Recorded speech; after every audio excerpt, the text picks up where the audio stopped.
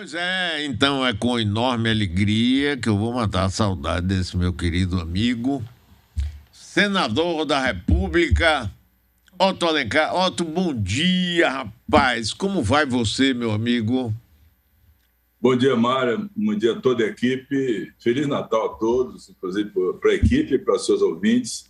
Espero que 2022 tenhamos um ano melhor do que 2021, sobretudo na área de saúde, com a diminuição dos casos da Covid. Terminamos agora, aliás, hoje é a última sessão remota, que vai ser realizada no Senado Federal, para apreciar uma matéria de interesse dos estados, essa questão da Lei Candir, que hoje às 10 horas nós vamos começar a apreciar essa matéria. O relator até o senador Jacques Wagner. E o ano foi um ano de trabalho, fizemos aprovamos muitas matérias importantes para o país, inclusive para o Nordeste, para a Bahia também, e aguardar que 2022 possa ser melhor, Mário. Otto, eu queria falar basicamente com você sobre a CPI da Covid, mas antes, aqui há pouco, eu estava comentando sobre esse fundo eleitoral de 5 bilhões e 700 milhões que o presidente vetou. Esse veto dele, para mim, foi encenação. Mas vetou e vocês do Congresso aprovaram. Então, o eleitor, quando vê uma coisa dessa, fica mais revoltado contra políticos. É claro que eleição tem que ser feita, eleição custa dinheiro, é melhor ser com financiamento público do que ficar dependendo das empresas que sempre exigem uma contrapartida. Mas um volume tão grande, nesse momento que a população, grande parte, passa fome, não tem emprego, tem Covid, e agora essa gripe que está aí graçando em tudo quanto é lugar, as pessoas ficam revoltadas contra político, e isso é péssimo no meu entendimento. Depois eu quero que você me diga a sua opinião. Porque faz o quê com que você vá votar naquelas pessoas que dizem: eu sou contra política, eu sou antipolítica, eu nunca fui política, eu sou empresário de sucesso, ou então eu sou um juiz não sei de quê, ou então isso e aquilo. E aí, Otto, como é que você vê isso? Olha, Mário, primeiro o veto do presidente Jair Bolsonaro foi apreciado e derrubado no Senado Federal e na Câmara, e o relator do orçamento é que vai agora estipular esse valor. Eu não acredito que ele vai chegar a esse número de 5 bilhões e 500 milhões, 500 milhões de reais. Não acredito que vá se chegar a esse número. Mas, Mário, isso foi estipulado e votado no Congresso Nacional por todas as forças políticas, né? Da esquerda, do centro-esquerda, do centro, da direita, para não ter mais o financiamento privado que levou a tantos problemas, né? Lembra do mensalão, do Sim. petrolão? Então, com isso, acabou-se essa possibilidade de financiamento privado. Se o cidadão é milionário, tem aviões, não é o meu caso, tem helicópteros, não é o meu caso, tem muito dinheiro, ele vai fazer uma campanha que a lei permite que ele bote quanto ele quiser. O Henrique Meirelles, que foi candidato a presidente da República e teve 1%, gastou na campanha dele 60 milhões de reais. Ele é bilionário.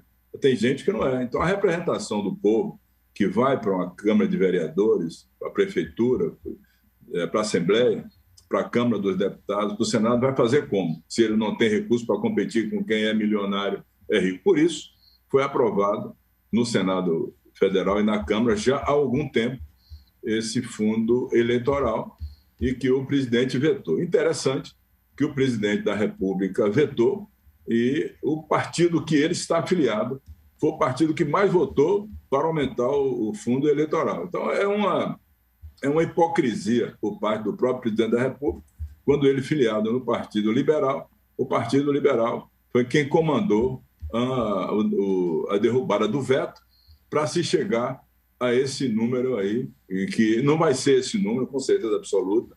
O relator do orçamento, Hugo Leal, já se manifestou que não vai ser esse valor, mas essa é a lei, é a realidade que foi aprovada na Câmara e no Senado. A Câmara e o Senado é o quê, Mário?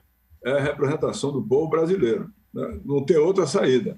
Acho que cada um tem que rever o seu momento de votar, reconhecer e saber da história de cada um dos seus candidatos que você vai eleger para a Câmara, para a Assembleia, para prefeito, para governador, para senador, e conscientemente dar o seu voto. Mas essa é a lei, essa é a realidade que está aí para financiamento das campanhas eleitorais.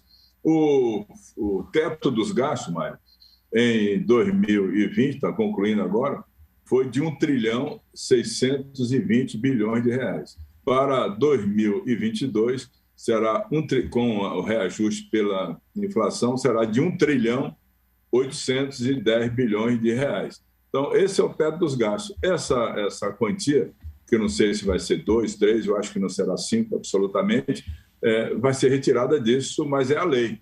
É o financiamento público que a maioria, quase a totalidade, lá atrás, aprovou para que fosse financiamento público para acabar com o financiamento privado e fazer o jogo do político com as empresas e resultar em tantos escândalos no país aí afora. Agora, outra coisa que é o seguinte, eu uso o dado que eu vou lhe dar agora, eu uso somente como exemplo. Não é para particularizar em ninguém. Um trágico acidente levou a vida do filho do deputado federal, pastor Sargento Isidoro. Passado alguns dias, 48 assessores dele foram demitidos. Aí eu pergunto a você, Otto, você acha que no momento, aliás, em qualquer momento, mas especificamente no momento que a gente vive,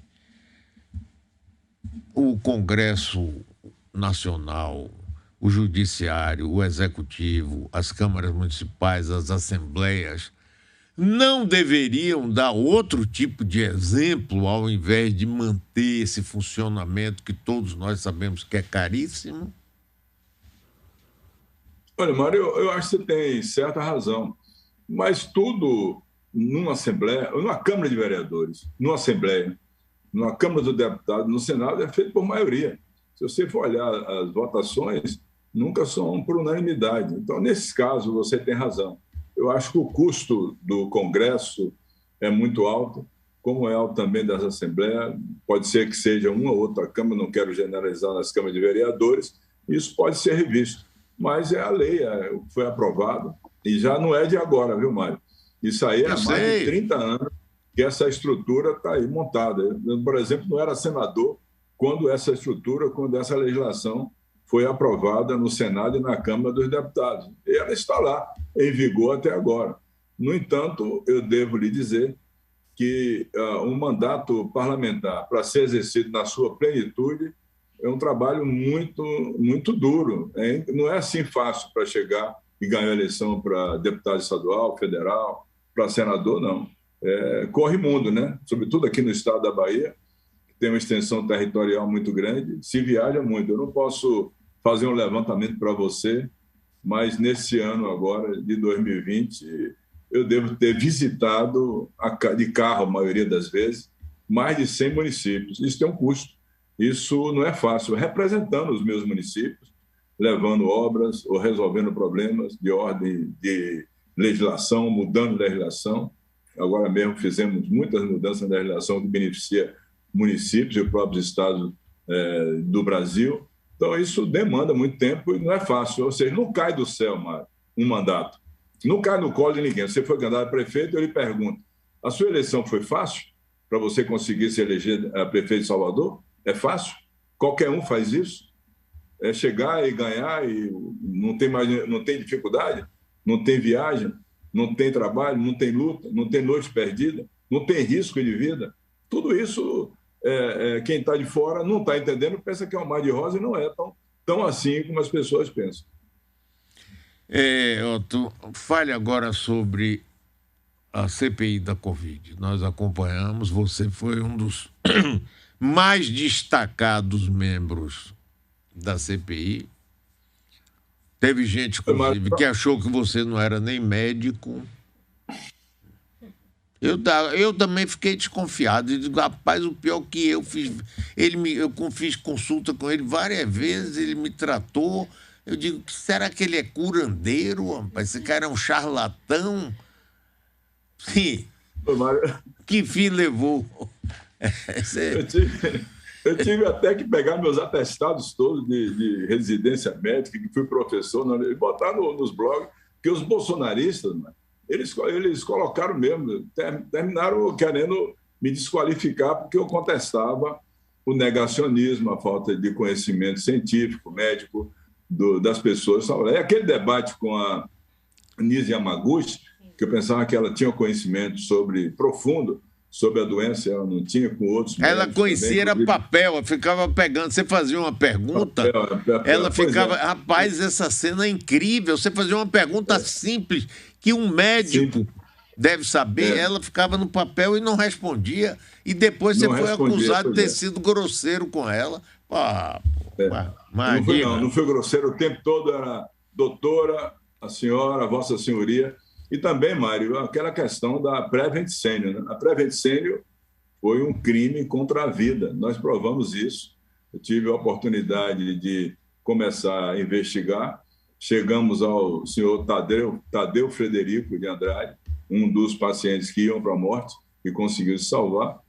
E mostramos que esse seguro de saúde da Prevent Senior, ele fazia coisas incríveis, erradas, ele levou muitas pessoas a óbito. Tanto é que tem agora uma CPI na Câmara dos Vereadores de São Paulo. Nós encaminhamos todos os processos para responsabilizar o ministro Pazuello, o presidente Jair Bolsonaro, o Elson Franco, a capitã Cloroquina, que ainda está na estrutura do Ministério da Saúde, o ministro atual Queiroga, que agora está contestando a vacinação de ordem científica correta nas crianças. Ou seja, eles não querem que faça isso para não perder o discurso da hidroxicloroquina e da azitromicina. Agora, o Procurador-Geral da Justiça, o baiano Augusto Aras, ainda não tomou as providências para encaminhar os processos e, sem dúvida nenhuma, esses casos todos fossem observados pelas instâncias do judiciário. Tem gente que é primeira instância, tem gente que é segunda instância, outros vão para o Supremo Tribunal Federal para ser analisado, porque tem o tal do foro privilegiado. E, nesse ponto, Mário, o Senado aprovou há 2 anos e meio o fim do foro privilegiado, está na Câmara dos Deputados, nem o Rodrigo Maia botou para votar, nem tampouco botou para votar agora o Arthur Lira, o que seria um avanço muito grande para o país. Eu votei a favor e quero, sim, o fim do foro privilegiado. Ninguém pode estar acima da lei, nenhum brasileiro. Então, essas coisas todas estão lá na mão do procurador, ele tem um prazo para entregar, para denunciar aqueles que têm provas, e nós encaminhamos várias provas contundentes, irrefutáveis, contra esses negacionistas todos que participaram desse crime. E eu espero que eles possam ser responsabilizados e punidos. Mário, já estamos em 600 e, se eu não me engano, 18 mil mortes no Brasil.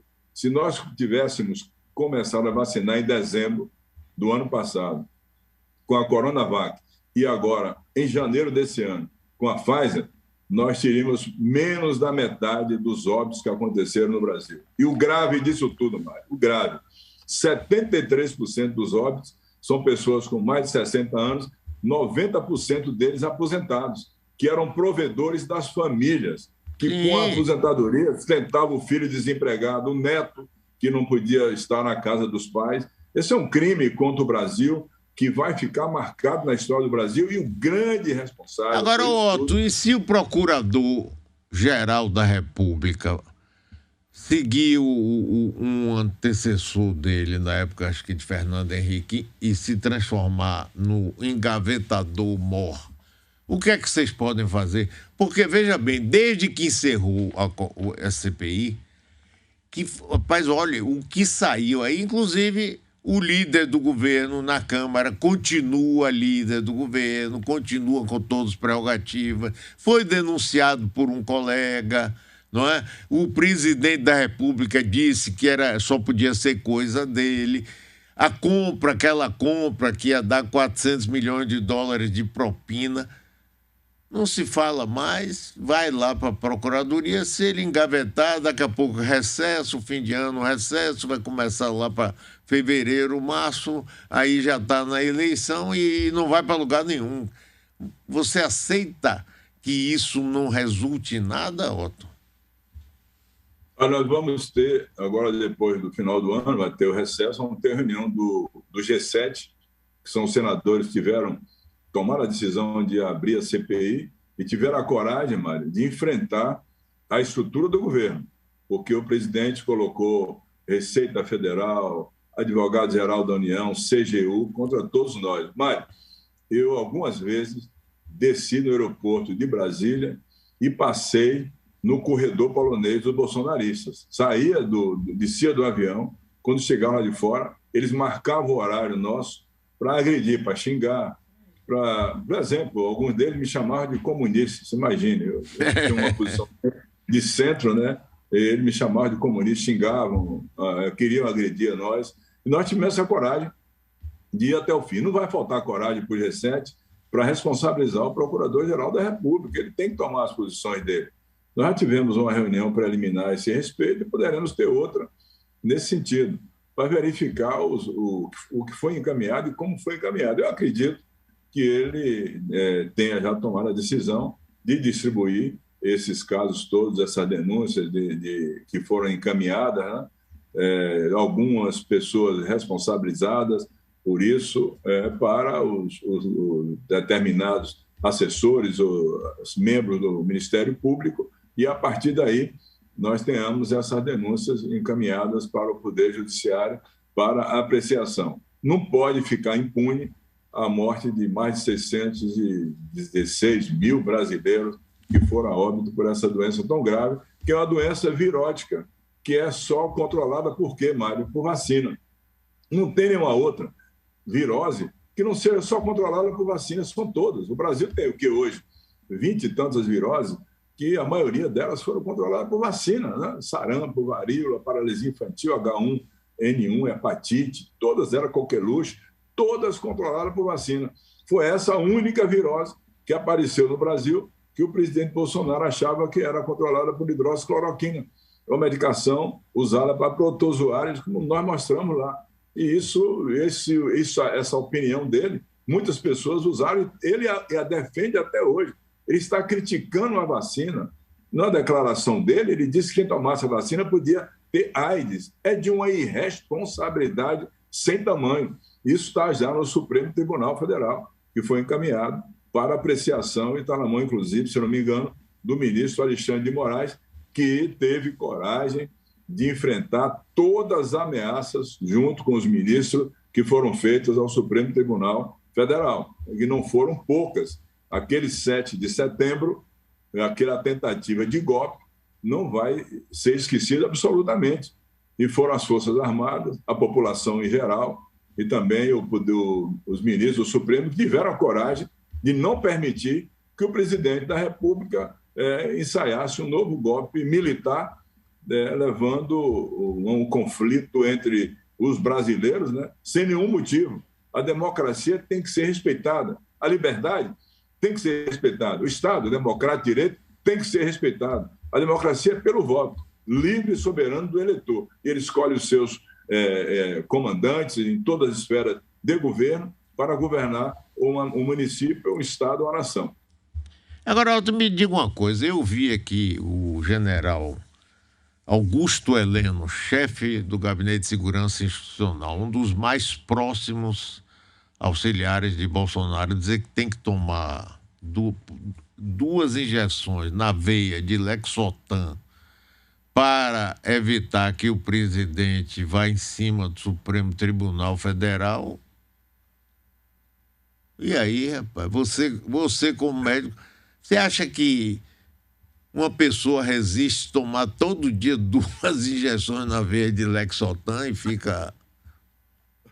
Ô, Mário, eu não sei. Interessante, Mário, que o Bolsonaro é capitão reformado do Exército. e o Heleno é general. Eles não entendem nada de medicina. Como é que eles ficam medicando um ou outro assim, né? Com Lexotan? Então vai terminar voltando naquele tempo, Mário, lembra? Dos tratamentos psiquiátricos antigos, que era eletrochoque, cabeceira baixa, você ficar tomando medicação para não criar problema. Eu acho que o Bolsonaro não vão resolver o problema de Bolsonaro com Lexotan. Se for 3 miligramas, eu acho muito leve. Você tem que aumentar a dose para ele ficar tranquilo e não tentar mais um outro golpe no Brasil. Lamentavelmente, nós estamos vivendo esse momento em que o próprio general diz que tem que dar medicação para ele não invadir as instituições democráticas, o que seria um retrocesso muito grande para o país, Mário. Em relação à eleição presidencial, seu partido, PSD, tem pretensões de lançar Rodrigo Pacheco como candidato. Nesse fim de semana teve um almoço ou jantar, não me lembro, jantar, eu acho, muito comentado de Lula com Alckmin.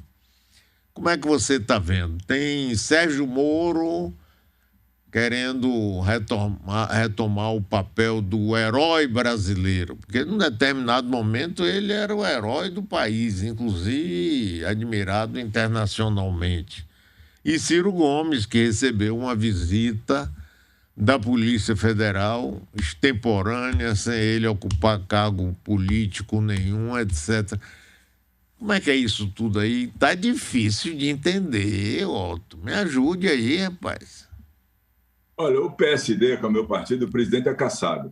Ele fez um encontro em Brasília e ele lançou a candidatura do presidente do Senado Federal e do Congresso, Rodrigo Pacheco. O Rodrigo Pacheco nunca disse que é candidato a presidente da República. Ele foi lançado, o partido assim o fez, não teve unanimidade, inclusive aqui na Bahia.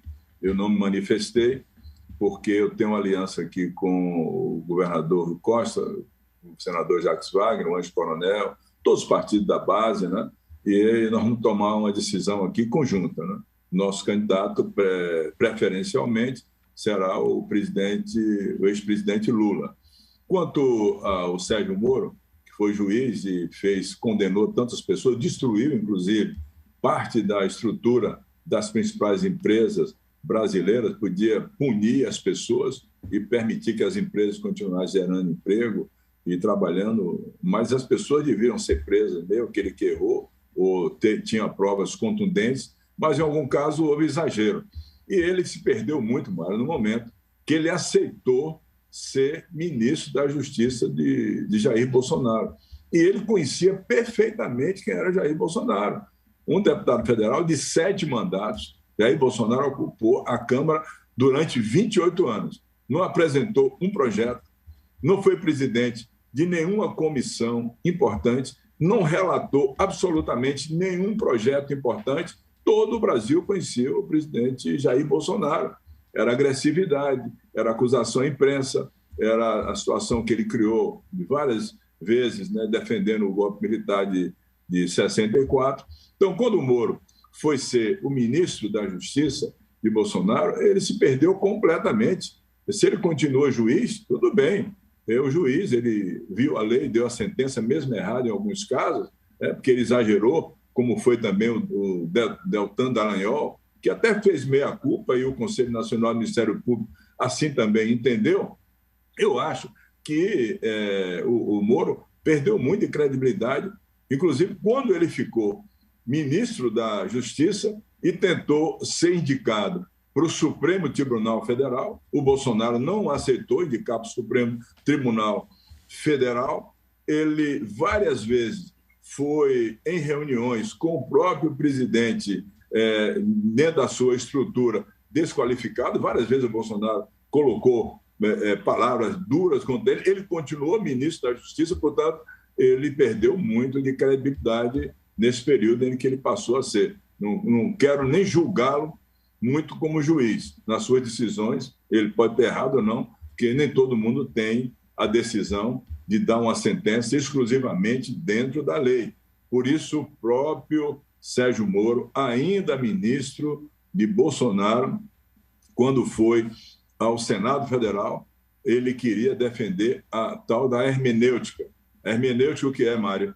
É que a lei, às vezes, não é a lei. A lei é a decisão tomada e a interpretação dada pelo juiz. Nós queríamos fazer uma mudança nisso, ele não aceitou. Portanto, o Sérgio Moro, nesse ponto, perdeu muita coisa de credibilidade. Agora, essa questão do Ciro não ocupa nenhum cargo, Ciro está afastado da política sem cargo há mais de 10 ou 15 anos. A última vez que ele teve cargo público foi quando ele foi ministro, se eu não me engano, de Lula, da presidente Dilma, da integração nacional. E essa busca e apreensão na casa do Ciro, realmente, sem o pedido de busca e apreensão dado pelo Ministério Público, foi iniciativa exclusiva da Polícia Federal, exclusivamente da Polícia Federal. O Ministério Público não pediu, então, realmente se levou a uma suspeita de que por trás disso tem a mão e a vontade e a pressão dada pelo presidente da República, como ele fez contra nós todos da CPI. Todos nós sofremos pressão, mas fomos em frente até o final e aprovamos o relatório da Comissão Parlamentar de Inquérito da Covid-19. O que tem que fazer agora é acompanhar o desdobramento. Otto, muito obrigado. Um abraço para você, Feliz Natal, Feliz Ano Novo, espero que você continue nessa batalha. E lá, bom, nós vamos conversar outras vezes antes disso, mas até março você vai me dizer se você vai botar um pijaminha, talquinho e ficar aposentado em casa ou se você vai ser candidato a alguma coisa aqui na Bahia, tá? Um abração, obrigado, viu, meu querido? Não precisa esperar mais para março, não. A minha pretensão é candidatura à reeleição ao Senado Federal. Essa é que é a minha pretensão. E quero dizer a você que não serei obstáculo, estorvo para dentro do grupo encontrar uma saída para a unidade em favor da Bahia, em favor do grupo que nós estamos participando já de 2010. Eu tenho uma boa convivência com todos, com o Rui, com o Wagner, com o João Leão, com o Lídice, com Daniel Almeida, com todos os deputados federais, estaduais, prefeitos. Portanto, o meu entendimento é que tem que se encontrar uma saída, até porque eleição isolada não existe, né, Mário? Você sabe que qualquer eleição ela é contextualizada, né? É o contexto dela, é a mensagem, é o projeto que você tem que apresentar à população com um grupo unido, né? Não há como uma pessoa só querer sair pela Bahia ou até pelo Brasil e dizer, olha, eu vou ganhar a eleição sozinho, que isso normalmente não se concretiza. Portanto, eu defendo a unidade dentro do grupo, a harmonização dos interesses políticos do grupo que nós participamos para encontrar uma saída que seja a manutenção dessa unidade que é tão importante para a Bahia. Valeu, Otto, um abração para você, meu amigo, tudo de bom. Feliz Natal, Mário. Muito obrigado, sempre grato a você pelas oportunidades que você me concede. Fico muito feliz de falar com você. Gostaria de ser pessoalmente, para depois da conversa a gente falar sobre as coisas que aconteceram na Bahia, que são bem interessantes, né? Sobretudo aquela do passado. Né? Vamos. Temos muito o que falar. Um abração, amigo.